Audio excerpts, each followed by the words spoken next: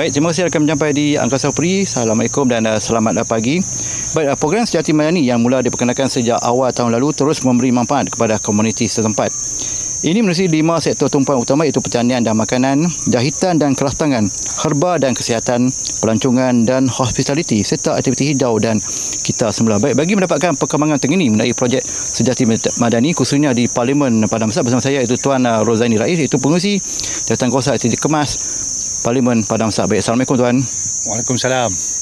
Baik Tuan, selepas 2 tahun pelaksanaan projek Sejati Madani khususnya di Parlimen Padang Besar, bagaimana Tuan melihat impaknya kepada komuniti setempat? Bismillahirrahmanirrahim. Assalamualaikum warahmatullahi wabarakatuh. Terima kasih kepada pihak RTM lah kerana kita membuat siaran langsung mengenai program pada Sejati Madani pada hari ini. Jadi pada kali ini kami membuat lawatan tentang kemajuan pertukaran yang telah diperolehi oleh kampung Datuk Kayaman, iaitu peternakan ikan puyuh secara canvas. Jadi kalau kita lihat pada hari ini lebih kurang 99% lah untuk progres kemajuan kerja, dan pihak mereka sedang menunggulah untuk benih-benih ikan yang dijangka akan datang pada minggu depan untuk diletakkan di dalam canvas ni.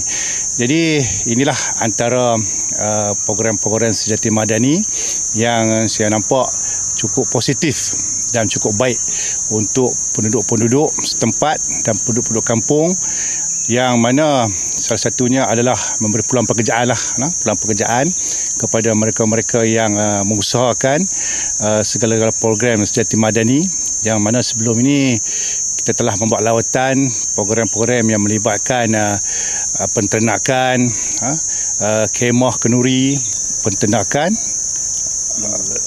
lembu sado dan portable aircon. Ini saya nampak satu pengembangan ekonomi yang penduduk setempat yang dapat manfaatnya kepada seluruh penduduk-penduduk kampung.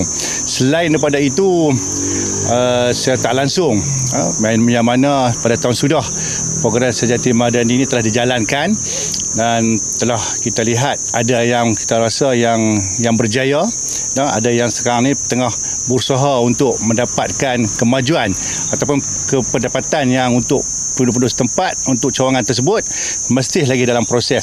Jadi saya boleh buat satu andaian, satu keseluruhan yang boleh saya lihat di dalam Parlimen Padang Besar ini, lebih kurang 80%-nya adalah telah berjaya lah. Berjaya tu maksud saya tu penduduk dalam kampung tu ada sumber ekonomi untuk sama-sama dikongsikan bersama dengan jawatankuasa dan penduduk-penduduk setempat, dan memberi peluang-peluang pekerjaan kepada penduduk-penduduk setempat untuk membantu merealisasikan program-program yang telah mereka atur daripada awal.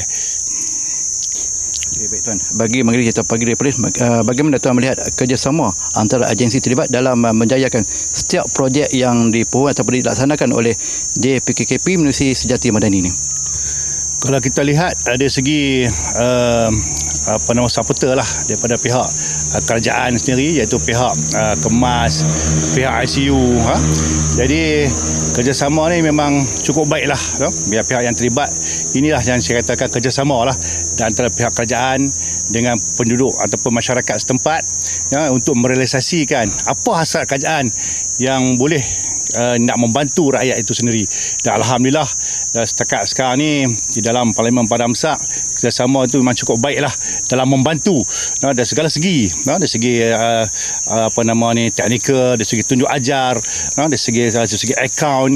Ini semuanya ditunjukkan oleh pihak jabatan atau pihak kerajaan untuk sama-sama supaya program yang dianjur ini berjaya dan mendapat impak yang besar kepada rakyat itu sendiri. Okay, baik, terima kasih Tuan. Waalaikumsalam. Sama-sama.